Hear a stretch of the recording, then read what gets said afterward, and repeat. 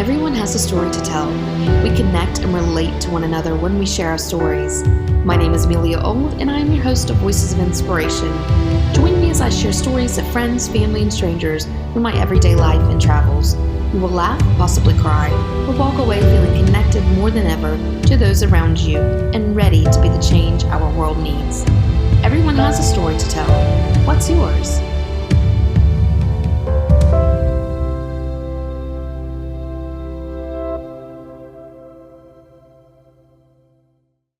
Welcome to Voices of Inspiration. I'm your host, Amelia Old, and today we are at the 96 Pecan Company with owner John Murray. Thank you so much for having me. This is my second time here, and I know it's not my last, so thank you. Well, thank you for coming. We really appreciate y'all, appreciate you coming and helping us farmers get our word out, so thank you so much. So let's just start off from the beginning of why pecans? What led you to this? Well, it started off 1998. This old southern mansion came up for sale, and it was only the third time in history since it was built in 1847 that it came up for sale. And it had the pecan orchard, which was planted in the 1880s. And so we went ahead and bought the place, and I knew when I retired from my regular job that I wanted to get into farming. My granddad was a big farmer, and I wanted to do farming when I retired. And it just made sense, since we had the pecan orchard, to get into pecan farming. I just didn't realize how intense pecan farming was. I thought it would be 3 months out of the year, make some money, enjoy it, and rest the rest of the year. But I found out quickly that it's 24/7 year round. But So, what makes your, there's pecans, we're in the South, pecans, they're everywhere. What makes your product unique? Well, we deal with mainly just desirables, and there's about 100 different varieties out there. And we have a lot of the older varieties, which is money makers, and we have Stewart's, of course, but we dearly love our desirables and what's called Elliott's, which is we call it a candy nut.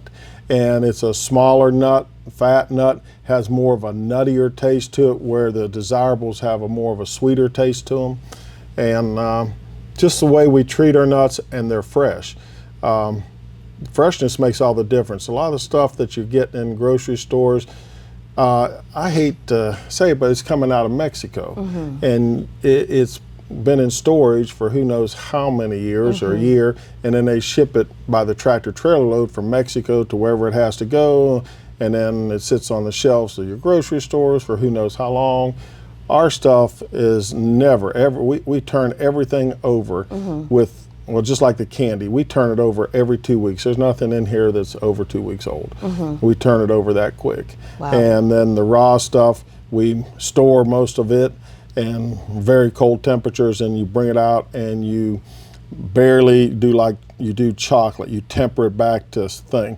You start off at -10, go to 20 degrees for 24 hours, and up to 30, and up to 40, and then up to room temperature, so you don't let the nut degrade, because the enzymes can start to break down very quickly. When I was here before, something stuck out to me, and I have shared this story 1,000 times over.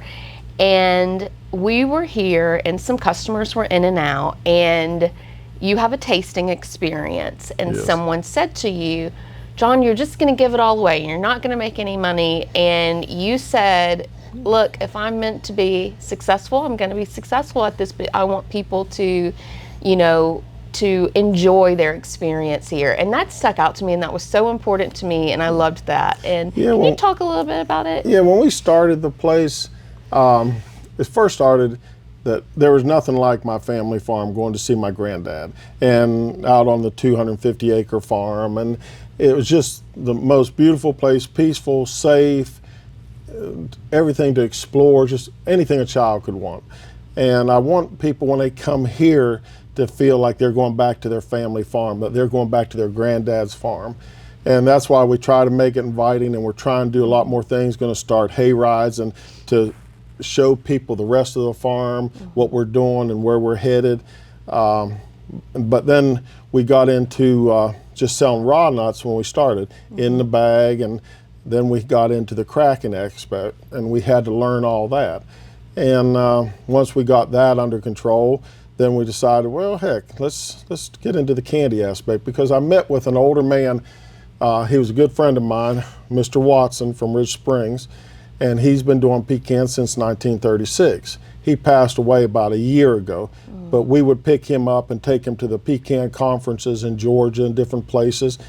And he's the one who got me started. And he said, John, he showed me how they made the candies and stuff. And he said, John, if it wasn't for my little candy company, he said, I would have went broke many times, because the pecan prices is a commodity and it goes up and down. And so I thought about that, and you either listen to wisdom or you don't. So I listened to him, and that's how we got into the candy aspect. And then as far as giving it out, we want people to feel like they're back home. And I don't know how you were, but every time you leave home, your mom's here, it's just a sign of love. It's not a sign that you're trying to push a product. That's just how a lot of people and families would show love, by food, and that's how I grew up too, and maybe that's how I got so big. But we decided, I had taken a load of pecans to a company to sell, and they sold candy, but they wouldn't let me try anything. So I bought a bunch of the stuff, and I got home, and half of it I didn't like, and I hate to use a pun, but left a bad taste in my mouth, and I didn't want to go back. And so I told my wife, I said, no, when we start our candy stuff, we want people to try it. I don't want you leaving here till you tried it. So we give out a sample of everything, let people try everything, give them a little bag to take home with them, and it does cost us a lot of money, more than most people would ever believe. And but I look at it this way: the good Lord has led me, He's taken care of me all my life, and if He wants me to make it, I'm going to make it, no matter if I give everything away in the store. But if He doesn't want me to make it, there's nothing I can do in this world to make it. If He's against you, you're not going to make it. But if He's for you, there's nothing you can do that you won't make it. And this doesn't belong to me. Everything in here, everything that I've ever acquired, it doesn't belong to me. It belongs to the good Lord. And I'm just a steward passing through, and I want to make sure when I leave here, I leave it better than I found it. Because I have no idea who planted those trees in 1880, 1870, and but it's been a blessing for me 150 years later. So it's been a blessing. So I want to leave something for somebody. They may never ever know me, but it'll be a blessing for them, hopefully. And that's why I look at things. I just want people to feel like they're going back to their family farm, and everybody comes in here, they're not customers, they're family. And I really believe that, and I feel that. We have great conversations, people share their faith with me, and it's just a great experience. It's been the best thing I ever did to open up this little thing, because I meet such great people, and there's more good people out there than there are bad. The good people just stay quiet, and the bad people throw temper tantrums and get all the attention. But there's a lot more good people out there. There's a lot of hope out there. So you played football at Clemson. I did. And you and I have spoken off camera about your experiences, and that was a pretty amazing journey for you. Can you share a memorable lesson from that chapter of your life that has influenced this chapter? Well, yeah, Clemson was probably one of the greatest things I ever went through. I was there for a little over a year or so before I blew my knee out and dislocated my kneecap and had to be operated on, and I ended up finally deciding to transfer back to the University of Pittsburgh, and I finished my football career at the University of Pittsburgh. But Clemson, Coach Pell was my head coach when I first started, and Coach Danny Ford was my offensive line coach. And I was a blue chip athlete, and I was 17, and I came into camp, and I was able to win the second team job behind Joe Bostic, and Joe went down with mono, and so I was able to start a lot of games as a freshman, as a 17-year-old, and I did quite well. And we played in the Gator Bowl, but Coach Ford, to toughen me up, what he would do And Coach Ford was really the toughest coach I've ever met. And any player that ever played for Coach Ford would tell you that. There was none tougher. And anyhow, he would make me run first and second team and wouldn't bring anybody up from third team to run my second team position. And he did that to toughen me up. So when everybody went through the chutes, first team, I'd go first team, I'd have to go back through second team. I'd had to do double. When we drove the sleds, I'd have to do a first team, go back and do a second team the whole time. Well, one day I was doing it, and it was very hot that day in September, and he was running me both teams, and I was hitting linebackers, so I was offensive guard, and I was buckling. And the trainers saw that, and they ran out and took my temperature. Next thing I was there in a big, huge bucket of ice because I was fixing to have a heat stroke. And Coach Ford walks over and said, huh. He said, Murray, don't worry about it. He said, you'll pass out before you die. You won't feel nothing. And he was dead serious. And later on, I found out that was an old Bear Bryant because he played for Bear Bryant. That was an old Bear Bryant saying, but Coach Danny Ford was very serious about it. And but I learned more from him, and I talked to him not too long ago, and I told him, I said, you know, Coach Ford, out of all the coaches I ever played for, you were the toughest coach I ever played for, but you know, and you were the meanest. But I said, because of you, I learned when I thought I couldn't take another step in life, I did. I said, so I knew after I survived you, I could survive anything. And that's what the main thing, because when I got to Pitt, those guys thought practice was hard, and I just laughed at them. I said, you don't know what hard is. I mean, that was like a cakewalk going to Pitt. It was great. It was easy, but those guys are dying, and I'm like, you have no idea. You know, but Coach Ford was a great coach, and he pushed you, and all he expected from you, he didn't care, and it didn't matter if you were fourth team or first team. He treated you all the same. All he expected for you was give him 100%, everything you have, and that's all he said I can expect from you. And if you didn't have the ability to play a certain position, he understood that, but he expected you to give 100%. And I'll just throw this. One time when he did the same thing when we went to play Ohio State in the Gator Bowl. And I was supposed to start that game because Joe went back out with mono again. He had come back and then went back out. Well, what happened is he ran me both times, and it was hot. We practiced a week in Daytona before we went to Jacksonville. And down in Daytona, it was hot.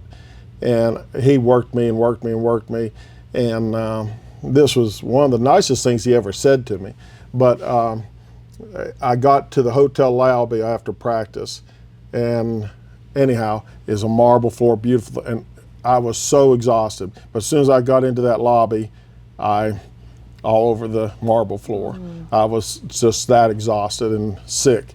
And he looked at me, and the coaches looked, and they kept walking, of course. And then at dinner that night, Coach Ford wasn't happy with the practice, and he chewed the whole team out. He chewed all of us out.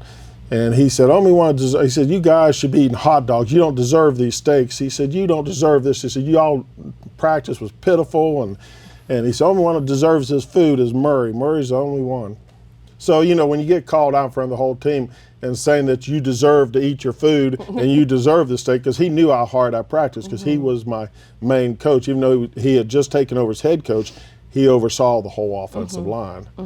But that's the most I learned from Clemson. When I thought I couldn't take another step, no matter what happened to me in life, I knew I could. I knew if I could survive Coach Ford, I could survive anything. That's a great lesson. What do you love most about this community that you've been a part of? Well, it's like I said, I want to leave this place better than I found it. And 96 is one of the greatest little towns and kept secrets in South Carolina. It's one of the most historic towns in South Carolina because you have Fort 96 out here, Star Fort as it's known. And it was the furthest fort west back in the early 1700s besides Fort Pitt up in Pittsburgh. Fort Pitt and Fort 96 were considered your wild, wild west. And people don't think of South Carolina as a wild, wild west, but it was back in those days. And everybody headed up to Kentucky or the Appalachian Mountains or Tennessee would have to pass through Fort Pitt because this was all Indian territory. but this is just a great historic town. It has such great bones, and I hope we can keep making progress forward to make this into like a little Hendersonville. This town could be a little Hendersonville. The people up at Hendersonville did a great job turning that town around, and I'm hoping with good leadership in the town, we have a new mayor. Hopefully the city council can work with them and get this place really, really nice, because it's such a great place and the people are very, very nice. Can you share one moment? I know there's lots, and I've witnessed some of them.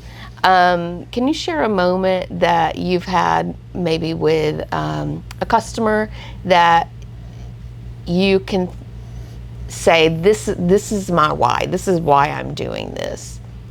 I have, there's so many of them, but I have people come in here and everybody's carrying a burden, and you just don't know it. People put on a happy face, but when we get in here and it's just one-on-one, we can talk, and you talk about the good Lord and you talk about your faith, and then people will break down. And like I had a lady in here, her husband had just died, and it's really tear-dropping.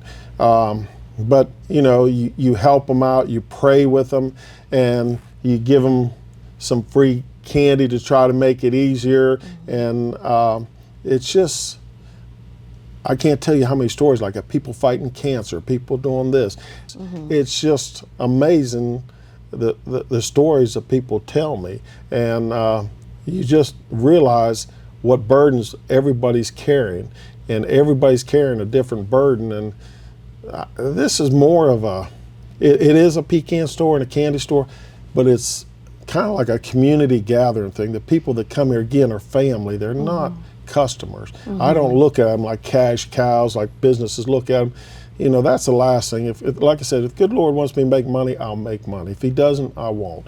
And he'll either let me make it or he won't. And so that's why I give so much product away. So heck, and it has worked out very well for us. And a lot of people say exactly what I've heard. I can't tell you how many times I've heard, how can you do this? How can you? Why are you not going broke?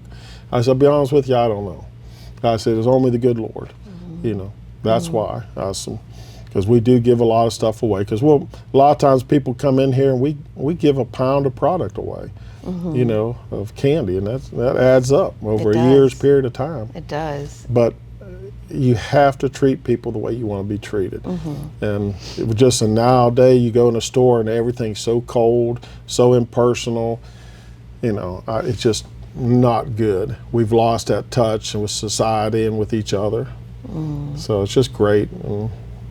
I have one more question for you. And I ask everyone, do you have a favorite quote or any words of wisdom that you would like to just leave behind?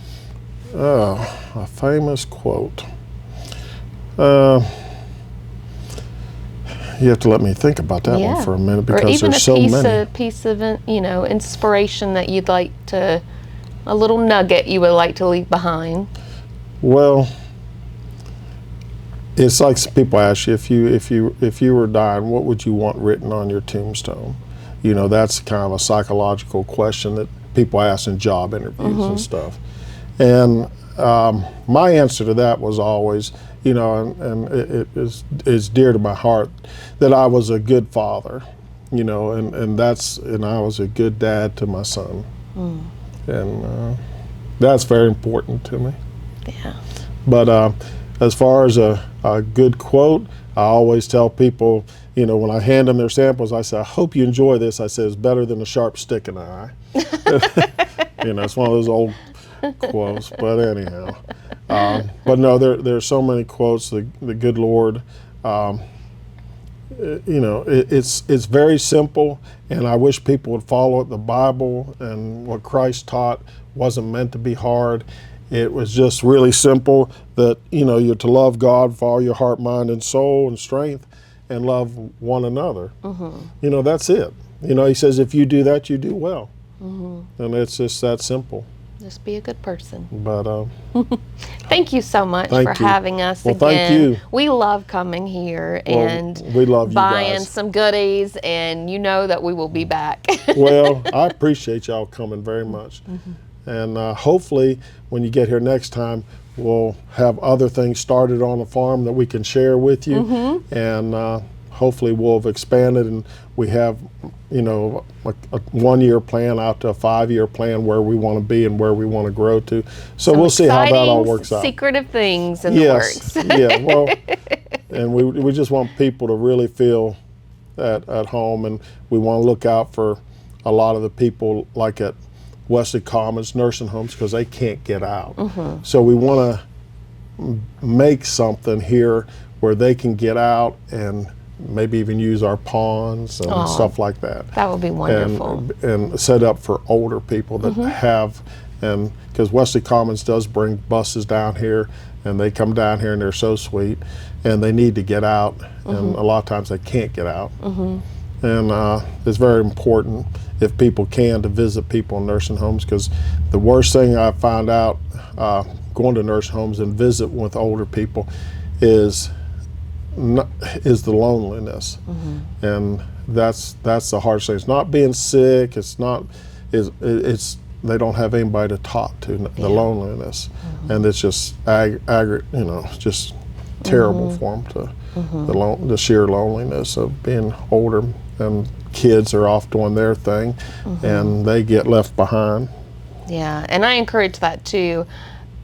There are a lot of stories and a lot of things that you can learn by having conversations with some of those individuals. Yeah, we forget about our elderly, and they have so much, they've learned so much in their 70 to 90 some years of life, and we just don't pay attention to it. We don't learn. I mean, how many people in society now even know how to can or put up food? Very few. How to make grape or blackberry jam or jelly? Hardly anybody. Everybody's relying on the corporations to supply their food and supply this, and you really need to know how to do things yourself. It's just a good thing, and also it's also a very heartwarming thing to do, to see something grow and mature, and then you make it into something.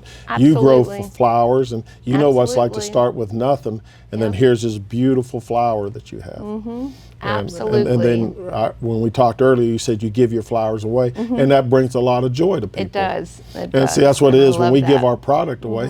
When we give it away, it brings a lot of joy to people, and that's what it's all about. Because some people come in, they can't afford the product, and some of them we just give them a sample bag. Said here, you know, and we'll take some sample bags to the nursing home and bags and give them out to the people that can eat them, because some people are on sugar restrictions and stuff like that. But of course, you know. Well, I think what you're doing is wonderful, and thank you so much. Thank you.